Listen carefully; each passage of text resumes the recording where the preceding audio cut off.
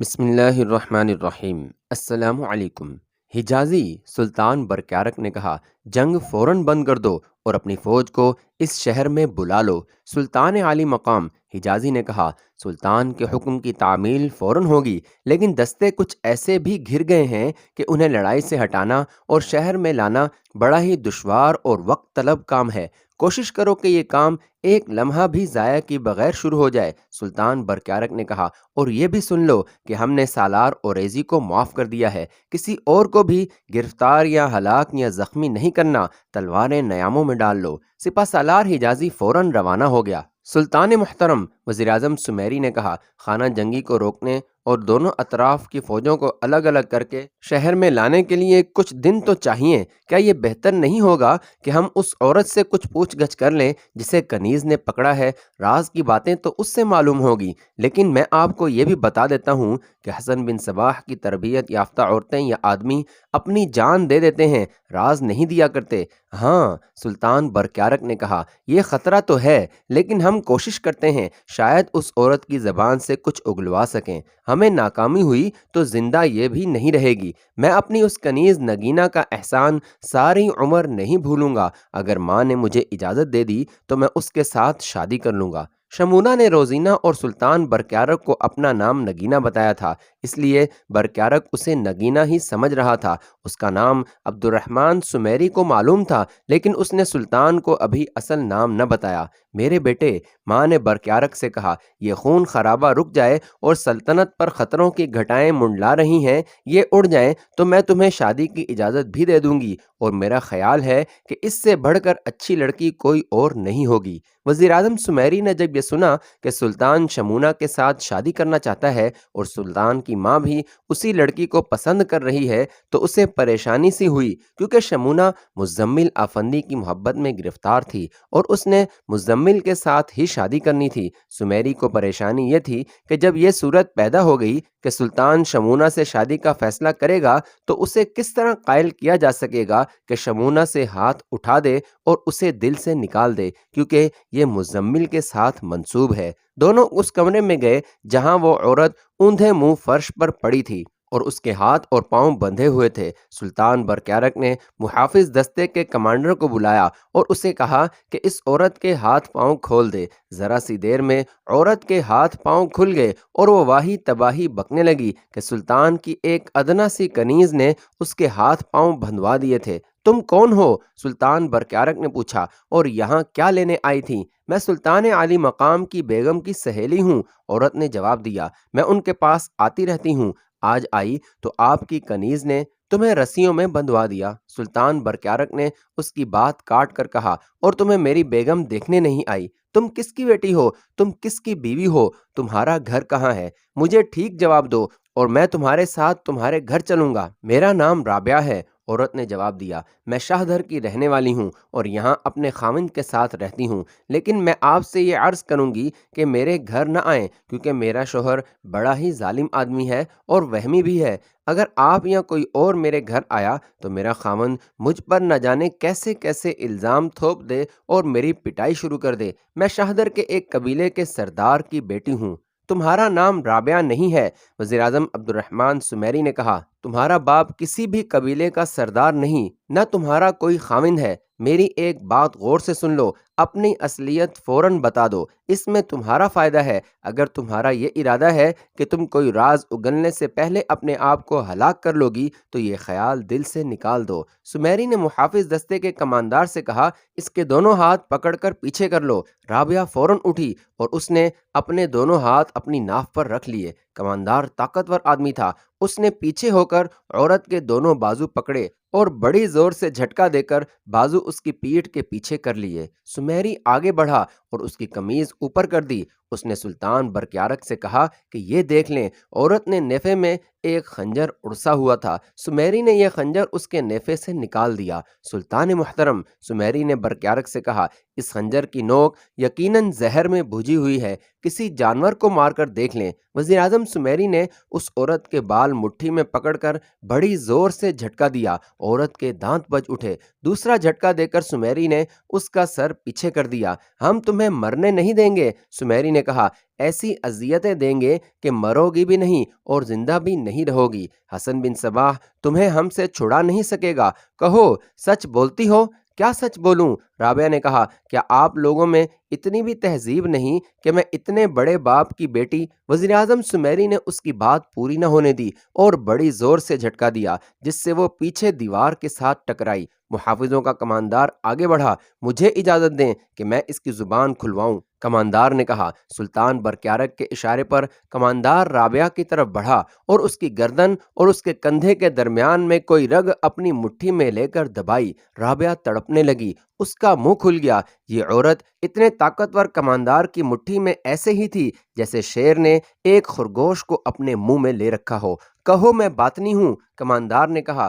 اس کے ساتھ ہی کماندار نے مٹھی اور زور سے دبائی تو عورت کا چہرہ لال سرخ ہو گیا اور وہ اور زیادہ تڑپنے لگی۔ کماندار نے ایک بار پھر کہا کہ وہ کہے کہ میں باطنی ہوں۔ رابعہ نے اپنا سر زور زور سے ہلایا جیسے وہ اقرار کر رہی ہو۔ کماندار نے اس کی رگ چھوڑ دی، وہ فرش پر گری اور ایک ہاتھ سے وہ رگ دبانے لگی۔ اس کا چہرہ بتاتا تھا کہ وہ ابھی تکلیف میں ہے۔ بولو، کماندار نے اسے پاؤں کی ٹھوکر خاصے زور سے لگا کر کہا۔ مجھے قتل کر دو، رابعہ نے روتے ہوئے کہا۔ اگر میں اپنا سینہ کھول کر راز آپ کے آگے اونڈیل لیتی ہوں تو بھی مجھے قتل ہی کر دیا جائے گا۔ وہ یہ نہیں کریں گے کہ میری گردن کاٹ دیں گے، بلکہ بڑی ہی اذیت ناک موت ماریں گے۔ میرے تمام کپڑے اتار کر میرے جسم پر شہد مل دیں گے، پھر میرے ہاتھ پاؤں باندھ کر باہر جنگل میں پھینک دیں گے۔ آپ سوچ سکتے ہیں کہ کیڑے مکوڑے کس طرح مجھے کھائیں گے۔ بچھو اور دوسرے زہریلے کیڑے بھی میری کھال کو کاٹتے رہیں گے۔ میں نے اس طرح ایک عورت کو مرتے دیکھا ہے، وہ پورے 10 دن تڑپتی رہی تھی اور حشرات الارض آہستہ آہستہ اس کی کھال کو کھا رہے تھے۔ میں اس موت سے ڈرتی ہوں۔ مت ڈرو، سلطان برکیارک نے کہا، میں تمہیں ساری عمر یہیں اسی محل میں رکھوں گا۔ چاہو گی تو کسی اچھے آدمی کے ساتھ تمہاری شادی کرا دوں گا، یہیں آرام سے عمر گزارو گی اور بڑے ہی عیش و عشرت میں رہو گی۔ اگر جھوٹ بولو گی تو سن لو، وزیر اعظم سمیری نے کہا، تمہیں قید خانے میں بڑی ہی بدبودار کوٹھری میں پھینک دیا جائے گا جس میں چوہے اور زہریلے کیڑے رہتے ہیں۔ دن کے وقت تمہیں الٹا لٹکا کر نیچے دہکتے انگارے رکھ دیا جایا کریں گے اور ان پر ایک آدمی مرچیاں پھینکتا رہے گا۔ تصور میں لاؤ کہ مرچوں کا دھواں تمہاری ناک اور منہ کے راستے تمہارے اندر جائے گا تو تمہاری کیا حالت ہوگی۔ رات کو تمہیں اس کوٹھری میں بند کر دیا جائے گا۔ بہتر ہے کہ تم اپنی اصلیت بتا دو اور تمہارا رابطہ حسن بن صباح کے جن لوگوں کے ساتھ ہے وہ بتا دو کہ کہاں کہاں رہتے ہیں۔ انہیں پتہ ہی نہیں چلنے دیا جائے گا کہ ہمیں یہ راز تم نے دیا ہے۔ مسلمان مورخوں نے اور یورپی مورخوں نے بھی متفقہ طور پر لکھا ہے کہ حسن بن صباح کے فدائیوں کو ایسی تربیت دی جاتی تھی کہ ان کی فطرت ہی بدل دی جاتی تھی۔ ان کے لیے زندگی اور موت کوئی معنی نہیں رکھتی تھی۔ وہ زندہ رہتے تھے تو صرف حسن بن صباح کے احکام کی تعمیل کے لیے زندہ رہتے تھے، اور جب اپنی جانیں لینے پر آتے تھے تو بڑے فخر اور اطمینان سے اپنی جان دے دیتے تھے۔ ہر فدائی کے پاس، وہ عورت ہوتی یا مرد، ایک خنجر ہوتا تھا جس کی نوک زہر میں بجھی ہوئی ہوتی تھی۔ ان میں سے کوئی پکڑا جاتا اور وہ دیکھتا کہ فرار کا کوئی راستہ نہیں اور راز اگلنا ہی پڑے گا تو وہ خنجر نکال کر اپنے دل میں اتار لیتا تھا۔ رابعہ نے بھی اپنے پاس ایک خنجر اسی مقصد کے لیے رکھا ہوا تھا، لیکن وزیر اعظم عبد الرحمن سمیری جانتا تھا کہ ہر فدائی کے پاس خنجر ہوتا ہے۔ اس نے اس عورت کے لباس سے خنجر نکال لیا۔ اس خنجر کی موجودگی ہی یہ پکا ثبوت تھا کہ وہ حسن بن صباح کی تربیت یافتہ عورت ہے۔ سلطان برکیارک کے ذہن میں اگر ابھی تک کوئی شک باقی تھا تو وہ بھی نکل گیا۔ میں اپنے 2 بچوں کے لیے زندہ رہنا چاہتی ہوں، رابعہ نے آنسو بہاتے ہوئے کہا۔ دونوں ابھی چھوٹے ہیں۔ اس کا مطلب ہے کہ تمہارا خاوند بھی ہے، عبد الرحمن سمیری نے کہا، اور وہ بھی یقیناً فدائی ہوگا۔ میرا کوئی خاوند نہیں، رابعہ نے کہا، میں کبھی کسی کی بیوی نہیں رہی۔ اس بچے کا باپ کوئی اور ہے اور دوسرے کا کوئی اور۔ میں نے اپنی زندگی شیخ الجبل حسن بن صباح کے نام وقف کر دی تھی۔ میری ساری عمر فریب کاری میں گزری ہے۔ وہ ہم جانتے ہیں، عبد الرحمن سمیری نے کہا، ہم جانتے ہیں کہ فدائی عورتیں کیا کچھ کرتی ہیں۔ ہمیں یہ بتاؤ کہ یہاں جو فدائی ہیں وہ کہاں کہاں رہتے ہیں۔ اس شہر کی 1/4 آبادی باطنیوں کی ہے۔ رابعہ نے کہا کوئی ایک بھی اس شہر کا باشندہ نہیں، سب باہر سے آئے ہیں۔ میں اتنے زیادہ لوگوں کے گھر تو نہیں بتا سکتی، صرف ایک جگہ بتاتی ہوں، وہاں رات کو چھاپا مارے تو آپ کو فدائیوں کا ایک مرکز مل جائے گا۔ وہاں جو آدمی ہوں گے ان کے متعلق میں اتنا ہی کہوں گی کہ ہر آدمی حسن بن صباح کا فدائی ہے۔ اس نے طبیب کے گھر کا پتہ بتا دیا، پھر اس نے چند اور اہم آدمیوں کے نام اور ٹھکانے بتائے۔ آپ کی سلطنت میں خانہ جنگی حسن بن صباح نے شروع کرائی تھی، رابعہ نے بتایا۔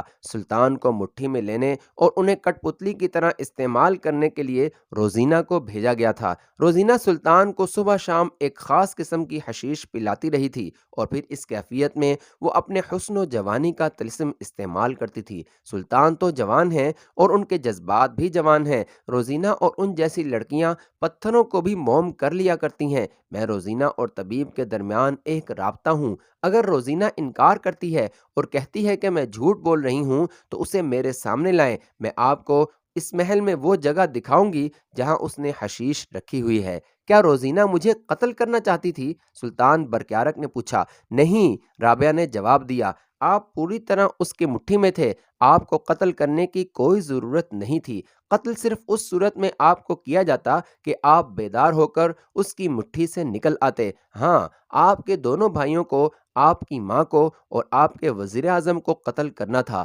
لیکن کچھ دیر بعد۔ ایک بات اور بتاتی ہوں، لیکن میں شک میں ہوں، آپ کی یہ جو کنیز ہے اس نے اپنا نام نگینہ بتایا ہے۔ مجھے کچھ ایسا شک ہوتا ہے کہ اس کا نام نگینہ نہیں کچھ اور ہے۔ میں لڑکپن میں حسن بن صباح کے پاس گئی تھی، مجھے دھوکے میں لے جایا گیا تھا۔ مجھے کچھ ایسا یاد پڑتا ہے کہ یہ کنیز اس وقت وہیں تھی۔ یہاں میں نے اسے دیکھا تو کچھ یقین بھی آنے لگا، کیونکہ یہ روزینہ کے ساتھ پوری طرح بے تکلف تھی اور اس کی رازدار بھی تھی۔ کبھی کبھی حسن بن صباح کی باتیں بھی کرتی تھی اور روزینہ نے مجھے بتایا تھا کہ اس کی یہ کنیز فطری طور پر باطنی ہے اور غائبانہ طور پر حسن بن صباح کی مرید ہے۔ سلطان برکیارک نے اپنے وزیر اعظم عبد الرحمن سمیری کی طرف دیکھا۔ وزیر اعظم نے سلطان کو آنکھ کا ہلکا سا اشارہ کیا۔ کیا تم اپنے بچوں کو یہاں لانا چاہو گی؟ وزیر اعظم سمیری نے رابعہ سے پوچھا۔ کیا آپ مجھے جانے کی اجازت نہیں دیں گے؟ رابعہ نے پوچھا۔ نہیں، وزیر اعظم سمیری نے کہا، تم کہتی ہو کہ اپنے بچوں کے لیے زندہ رہنا چاہتی ہوں، اب تم صرف اس صورت میں زندہ رہو گی کہ یہیں رہو، تمہارے بچے یہاں آ جائیں گے۔ ہمیں بتاؤ کہ وہ کہاں ہیں؟ بچے ہیں تو وہیں، رابعہ نے کہا، میرا اتنا قیمتی سامان بھی وہاں پڑا ہے، سب کچھ آ جائے گا۔ سلطان برکیارک نے کہا، تم صرف جگہ بتا دو۔ رابعہ نے اپنا گھر اچھی طرح سمجھا دیا۔ بچوں کو ابھی لے آئیں، رابعہ نے کہا، سامان رات کو اس طرح لائیں کہ کسی کو پتہ نہ چلے، ورنہ میں ماری جاؤں گی اور میرے بچے بھی محفوظ نہیں رہیں گے۔ لیکن ایک بات تو میں نے سوچی ہی نہیں تھی، اب وہ دماغ میں آ رہی ہے۔ اگر روزینہ یہی ہے تو میں یہاں کس طرح رہ سکتی ہوں؟ وہ تو کسی بھی وقت مجھے قتل کروا دے گی، دھوکے میں زہر پلا دے گی۔ اگر اس نے مجھے قتل نہ کیا تو میرے بچوں کو مروا ڈالے گی یا اغوا کرا دے گی۔ اس کے پاس ایک ایسا زہر ہے جس کا کوئی ذائقہ نہیں۔ وزیر اعظم عبد الرحمن سمیری اور محافظ دستے کے کماندار نے سلطان برکیارک کی طرف دیکھا۔ اس بات کا جواب سلطان ہی دے سکتا تھا۔ وہ نہیں جانتے تھے کہ سلطان روزینہ کے قتل کو ابھی پردے میں رکھنا چاہتا ہے یا نہ جانے اس کا کیا خیال ہے۔ تم روزینہ کو یہاں نہیں دیکھ سکو گی، سلطان برکیارک نے کہا، وہ دفن ہو چکی ہے۔ اس سارے محل میں گھوم پھر کر دیکھ لو، وہ زندہ نہیں۔ دفن ہو چکی ہے؟ رابعہ نے حیرت سے پوچھا۔ کیوں؟ کیا وہ بیمار ہو کر مر گئی ہے یا ہم پر اس کی اصلیت بے نقاب ہو گئی تھی؟ سلطان برکیارک نے جواب دیا، میں نہیں جانتا کہ تمہیں حسن بن صباح سے کیا ملتا تھا۔ اگر یہ بتا دو تو یہاں سے تمہیں دگنا انعام اور معاوضہ ملے گا۔ اب تم وہی کام ہمارے لیے کرو جو تم حسن بن صباح کے لیے کرتی رہی ہو۔ پہلے تم آوارہ پھرتی رہی ہو، اب تم اس محل کی ایک قابل عزت فرد بنا دی جاؤ گی۔ سوچ لو، اب تمہارے ساتھ کوئی زیادتی نہیں ہوگی۔ پہلے یہ سنایا جا چکا ہے کہ حسن بن صباح کے کسی فدائی سے راز لینا ایسا ہی ناممکن تھا جیسے ایک پتھر سے دودھ کی دھاریں نکالی جائیں۔ یہ ایک معجزہ تھا کہ ایک فدائی عورت نے سارے ہی راز اگل دیے تھے۔ اس کی ایک وجہ تو یہ ہو سکتی ہے کہ سلطان برکیارک، اس کے بھائی، اس کی ماں اور وزیر اعظم اسلام کے تحفظ، بقا اور فروغ کے لیے لڑ رہے تھے اور ان کا ایمان تھا کہ اللہ ان کے ساتھ ہے۔ اور دوسری وجہ یہ تھی کہ رابعہ نے اپنی جوانی حسن بن صباح کے باطل عقیدے کو سینے سے لگائے گزار دی تھی اور وہ سمجھتی تھی کہ حسن بن صباح نے اس کی فطرت ہی بدل ڈالی ہے، لیکن ممتا ایسا جذبہ ہے جو ماں کا دین و ایمان بھی ہلا ڈالتا ہے۔ اس کے چھوٹے چھوٹے دو بچوں نے اسے راز اگلنے پر مجبور کر دیا تھا۔ بہرحال یہ ایک معجزہ تھا کہ رابعہ نے تمام راز دے دیے اور بہت سے آدمیوں کی نشاندہی بھی کی۔ سلطان برکیارک نے رابعہ کی رہائش کا انتظام کرنے کا حکم دے دیا اور یہ بھی کہ اس کے بچوں کو بھی یہاں لے آئیں۔ وزیر اعظم عبد الرحمن سمیری نے کہا کہ اس عورت کی رہائش پر پہرا ضرور ہونا چاہیے اور پہرا ایسا ہو کہ اسے پتہ نہ چلے۔ 2-3 ملازموں کو یہ فرض سونپ دیا جائے کہ وہ ہر وقت اس پر نظر رکھیں۔ سلطان برکیارک نے اس مشورے کے مطابق حکم جاری کر دیا۔ اس کے بعد سلطان برکیارک نے باہر آ کر وزیر اعظم سے کہا کہ جنگ بند کرانا اس کا کام ہے اور وہ جس قدر جلدی ہو سکے یہ قتل و غارت رکوا دے۔ سمیری چلا گیا اور سلطان برکیارک نے اپنے دربان سے کہا کہ وہ کنیز نگینہ کو میرے کمرے میں بھیج دے۔ اس نے جا کر دیکھا اس کمرے کے فرش سے روزینہ کا خون دھو دیا گیا تھا اور دروازے کے باہر جو خون گرا تھا وہ بھی صاف کر دیا گیا تھا۔ کمرے میں پھر قالین ویسے ہی بچھا دیا گیا تھا جیسے پہلے ہوا کرتا تھا، جیسے وہاں کچھ ہوا ہی نہ ہو۔ برکیارک پلنگ پر بیٹھا اور پھر لیٹ گیا۔ زیادہ دیر نہیں گزری تھی کہ شمونہ کمرے میں داخل ہوئی اور کنیزوں کی طرح آداب بجا لائی۔ سلطان برکیارک نے اشارہ کیا کہ بیٹھ جاؤ۔ شمونہ قالین پر بیٹھ گئی۔ نگینہ، سلطان برکیارک نے سنجیدہ سے لہجے میں کہا، اب تم کنیز نہیں ہو، میرے دل میں تم نے اپنا درجہ خاصا بلند کر لیا ہے۔ اوپر بیٹھو یا میرے پاس پلنگ پر بیٹھ جاؤ۔ شمونہ قالین سے اٹھی اور ایک کرسی پر بیٹھ گئی۔ تم نے مجھے نئی زندگی دی ہے، برکیارک نے کہا۔ تم نے سلجوقی سلطنت کو مزید خون خرابے سے بچا لیا ہے، میں تمہیں اس کا انعام دینا چاہتا ہوں۔ بولو کیا چاہیے؟ سلطان عالی مقام، شمونہ نے کہا، میں نے آپ کی والدہ محترمہ سے بھی کہا تھا اور آپ سے بھی کہہ دیتی ہوں کہ میں نے اپنا فرض ادا کیا ہے۔ نئی زندگی یا موت دینے والا صرف اللہ ہے۔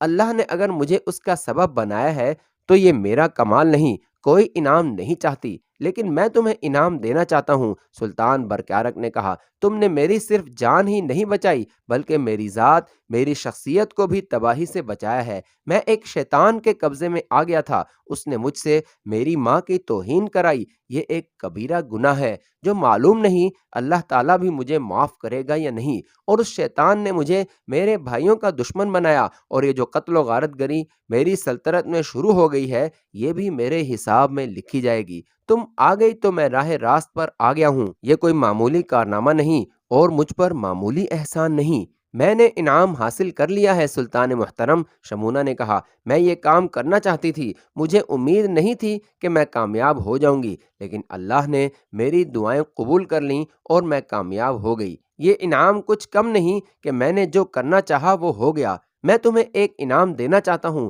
سلطان برکیارک نے کہا، تم اب روزینہ کی جگہ لوگی، آج سے تم کنیز نہیں ہو۔ میں اس خانہ جنگی کا خاتمہ کر کے حالات کو معمول پر لے آؤں تو تمہارے ساتھ شادی کر لوں گا۔ مجھے ایسی امید نہیں رکھنی چاہیے کہ تم انکار کرو گی۔ سلطان محترم، شمونہ نے مسکراتے ہوئے کہا، آپ یہی امید رکھیں کہ میں انکار ہی کروں گی۔ اس انکار کا ایک جواز ہے اور اس کا پس منظر بھی ہے۔ آپ پس منظر سنیں پھر شادی کر لیں گے۔ مطلب یہ کہ تم شادی شدہ ہو؟ سلطان برکیارک نے کہا، میں شادی شدہ نہیں ہوں۔ شمونہ نے کہا، لیکن میں مرد کی فطرت کی کمزوریوں سے اور مرد کے وجود سے اور مرد کی عیش پرستی اور لذت پرستی سے ناواقف نہیں ہوں۔ پہلی بات یہ کہ سلطان عالی مقام، میرا نام نگینہ نہیں شمونہ ہے۔ میں نے یہاں اپنا صحیح نام اپنے مقصد کی تکمیل کی خاطر نہیں بتایا تھا۔ میں بچپن میں ایک قافلے سے اغوا ہو گئی تھی اور میری پرورش حسن بن صباح کی جنت میں ہوئی۔ جوان ہوئی تو میں حسن بن صباح کے زیر سایہ رہی۔ میرے اندر ابلیسیت سمو دی گئی تھی اور پھر مجھے اس طرف بھیج دیا گیا۔ میں آپ کو کوئی لمبی داستان نہیں سناؤں گی۔ میں نے بڑے بڑے سرداروں، عہدیداروں اور کمانڈروں کو حسن بن صباح کے سانچے میں ڈھالا ہے۔ پھر جس طرح آپ راہ راست پر آ گئے ہیں اسی طرح اللہ نے مجھے روشنی دکھائی اور میں بھی اللہ کی راہ پر آ گئی۔ اللہ نے مجھے یہ انعام دیا کہ مجھے میری ماں مل گئی جس کی آغوش سے مجھے برسوں پہلے نوچا گیا تھا۔ پھر مجھے ایک اور انسان مل گیا جس نے مجھے دلی اور روحانی محبت سے آشنا ہی نہیں بلکہ سرشار کیا۔ اس آدمی نے حسن بن صباح کو قتل کرنے کے لیے اتنی زیادہ قربانی دی کہ اپنے خاندان سے الگ ہو کر یہیں کا ہو کر رہ گیا ہے۔ وہ اصفہان کا رہنے والا ہے اور اس کا نام مزمل آفندی ہے۔ وہ حسن بن صباح کو قتل کرنے کے لیے گیا تھا لیکن ان کے جال میں آ گیا۔ انہوں نے اپنے خصوصی طریقوں سے اس کے دل و دماغ پر قبضہ کر لیا اور اسے سابقہ وزیر اعظم نظام الملک مرحوم کے قتل کے لیے تیار کر کے یہاں بھیج دیا۔ یہ نظام الملک مرحوم کی خوش نصیبی تھی اور یہ مزمل کی بھی خوش نصیبی تھی کہ اس نے میرے ساتھ اس ارادے کا ذکر کر دیا۔ میں نے نظام الملک مرحوم کو بتا دیا۔ نظام الملک مرحوم نے طبیب کو بلایا اور طبیب نے اسے دوائیاں وغیرہ دے کر اس کے دل و دماغ سے باطنیوں کے اثرات نکال لیے۔ اسے واپس اپنی اصلی حالت میں لانے میں میرا عمل دخل بھی ہے۔ ہم دونوں کی محبت ایک دوسرے کی روح میں اتری ہوئی ہے۔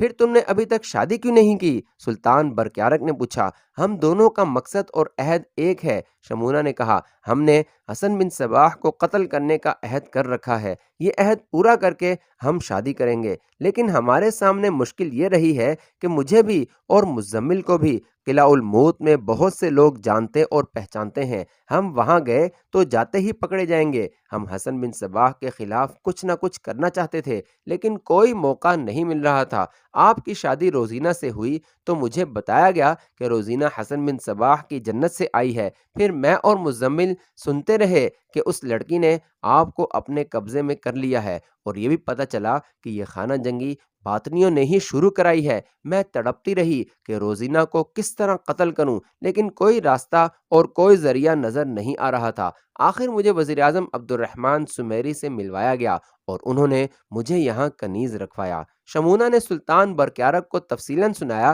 کہ اس نے روزینہ کے دل میں اپنا اعتماد کس طرح پیدا کیا۔ اس نے بتایا کہ جو تربیت روزینہ کو ملی تھی وہی تربیت اسے دی گئی تھی۔ شمونہ نے بتایا کہ اس نے وہی تربیت اور وہی تجربہ روزینہ پر استعمال کیا اور اس کے دل میں اتر گئی۔ شمونہ نے سلطان برکیارک کو یہ نہ بتایا کہ روزینہ نے شربت میں زہر نہیں ملایا تھا بلکہ زہر شمونہ نے اپنے ہاتھوں سے ملایا تھا، اور یہ منصوبہ جو اس نے سوچا تھا کامیاب رہا۔ شمونہ نے یہ بھی سوچ لیا تھا کہ اس نے اگر برکیارک کو بتا دیا کہ روزینہ نے شربت میں زہر نہیں ملایا تھا تو ہو سکتا ہے کہ برکیارک کو افسوس ہو کہ اس نے بلا وجہ روزینہ کو قتل کیا۔ شمونہ نے برکیارک کو یہ بھی بتا دیا کہ روزینہ شربت میں خاص قسم کی حشیش ملایا کرتی تھی اور شمونہ نظر بچا کر یہ شربت غسل خانے میں انڈیل لیتی اور دوسرا شربت ڈال کر اس میں وہ دوائی ملا دیتی تھی جو طبیب نے مزمل کو دی تھی۔ مختصر یہ کہ شمونہ نے برکیارک کو لمحہ بلمحہ اپنے کارنامے کی تفصیل سنائی اور برکیارک اس کے منہ کی طرف دیکھتا رہا۔ سلطان عالی مقام، شمونہ نے کہا، اگر آپ نے میرے ساتھ شادی کی یا جذباتی طور پر مجھے مجبور کیا تو یہ انعام نہیں ہوگا بلکہ میرا جو انعام ہے اس سے آپ مجھے محروم کریں گے۔ آپ کی سلطنت میں ایک سے بڑھ کر ایک خوبصورت اور نوجوان لڑکی موجود ہے۔ مجھے آزاد رہنے دیں۔ میرا عہد ابھی پورا نہیں ہوا۔ میرے سینے میں حسن بن صباح کے خلاف نفرت اور انتقام کا طوفان اٹھتا ہے جسے میں بڑی مشکل سے دباتی ہوں۔ میں اس شیطان تک تو نہیں پہنچ سکی لیکن جہاں پتہ چلے گا کہ اس کا کوئی فدائی مرد یا عورت فلاں جگہ موجود ہے میں اسے اپنے ہاتھوں سے زہر پلا دوں گی۔ میں تمہیں مجبور نہیں کروں گا، سلطان برکیارک نے کہا اور پوچھا، مزمل آفندی کہاں ہے؟